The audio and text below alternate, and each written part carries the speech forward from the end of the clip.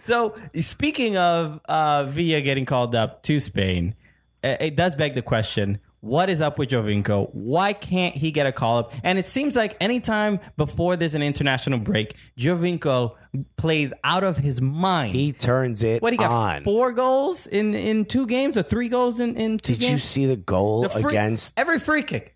Just... First of all, the keepers don't even move. But they can't. I mean, they're just like, wait, when did that get kicked?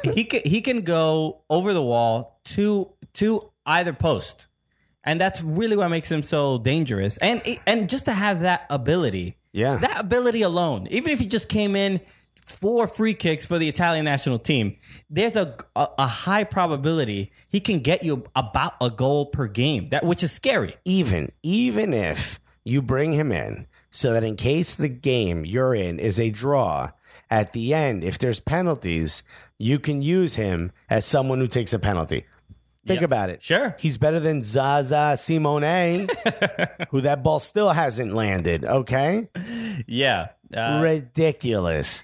I think, I'm willing to go out on a limb here. I think that Giovinco is more important to the MLS, more important of a signing to the MLS than anybody else. And that includes David Villa, and that includes David Beckham.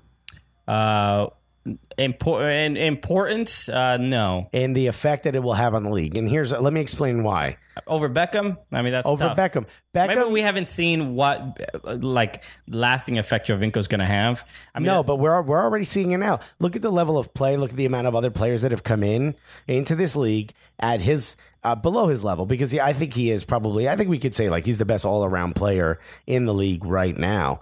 But I honestly think that when David Beckham came in, he validated the league a little bit. Giovinco, coming in his prime and as good of a player as he is, has validated the league even more to a certain level of players who are like, you know what? I could try to get on the field here, or I could go play 90 there. Yeah, I would say he... And that's going to raise the level of play.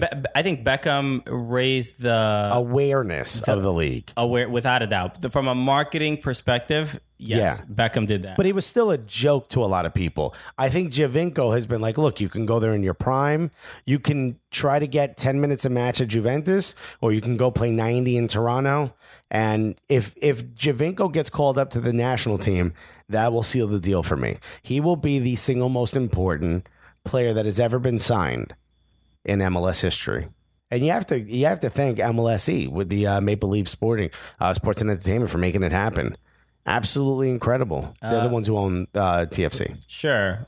I mean, it's difficult for me to I guess the word importance is the thing I'm hung up on, because you have nothing to say that I'm wrong. Is that right? No, I think he definitely gives it the validity of the quality of the league. Right. He raises the standard, but he came in his prime. We have to remember that. Yeah, he was a name. He wasn't a big name, but he was a name. People know Giovinco. But he's not a household name. Most people don't know who Sebastian Giovinco is. No, he's not a household name here, but he's not, Van Aanholt, who signed with LA Galaxy. People in his own country probably don't even know who he is. You know what I mean? Everyone knew who Giovinco was. Yeah, all the Van Aanholts, all the Van Aanholt heads. Yo, hit us up. Because don't let Van Aanholtaholics, Van Alholics. Don't let Alexis disrespect the which I think probably Van Aanholt is on the flag of whatever country he's from. Of whatever country he's from. But all right, Giles Barnes signs. A lot of people didn't know who Giles Barnes is. You don't have to say Sebastian Giovinco. You just say Giovinco signed. Most people knew. If you're a soccer fan, most people knew who that was. You know what? The other day, somebody, I forgot who I was talking to. They were like, "Oh, isn't that Italian guy playing in MLS?" And I said, "Oh yeah, Giovinco." That's the first name that came to my mind. Yeah, as opposed to Pirlo. Yeah, and he meant Pirlo. Of course. so you see what I mean. That's the world we live in. You know, where the light years ahead in quality, especially this year. Yeah, at this point in this point in his career, is so much better, and it's just Pirlo. Pirlo is Pepsi. I mean, people know Pepsi. Yeah, people know Pirlo. I was talking to a guy from Torino that works at a pizza shop, and he's from Torino. And I said, "Hey, Pirlo, Torino," and he goes, "Oh yeah, Pirlo." And I was like, "Yeah, I met him." He goes, "No." He was like, "What was that like?" And I'm like, "I don't know. We kind of argued about pizza." I told him he didn't know anything about pizza. He's like, Why would you do that? Why would you do that to Pirlo?" And I go, "Well, he's from Torino. You guys don't know anything about pizza." And the guy's like slapping the counter, and he's like, "What do you mean we don't know nothing about pizza?" And I'm like, "Well, come on, Torino." And he goes, "Okay, but it's Pirlo. Like, you don't have that argument with Pirlo." I'm like, "Buddy, I'll have that argument with whoever I want." I told him, I won't tell him how to play soccer. He doesn't tell me anything about pizza. This guy that was from Torino, he makes pizza, and you told he works at a pizza place. He's a waiter at a pizza place. Oh, okay, all right. So I thought it was the guy making pizza, and you're like, you don't know what you're doing. Buddy. I mean, he probably wouldn't know because he's from Torino. And there's no way you can learn about pizza if you're from there. That's just no matter what you do, no matter how much schooling, no matter how much old Italian grandpa who can pass down the recipe, you're from Torino, you're done. Yeah. Give up. Well, there are no old Italian grandpas that have recipes for pizza in Torino because they don't have that culture.